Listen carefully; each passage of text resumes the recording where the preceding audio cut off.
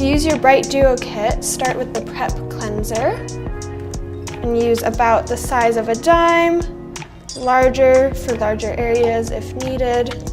Work it into a lather with a little bit of water. And this is gentle enough you can use it every day, at least once a day, but we recommend twice a day. It may cause some light peeling, but that is normal. And you can discontinue use if it is too much.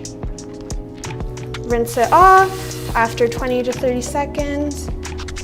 Pat it dry. Making sure it's completely dry, go in with your Treat Gel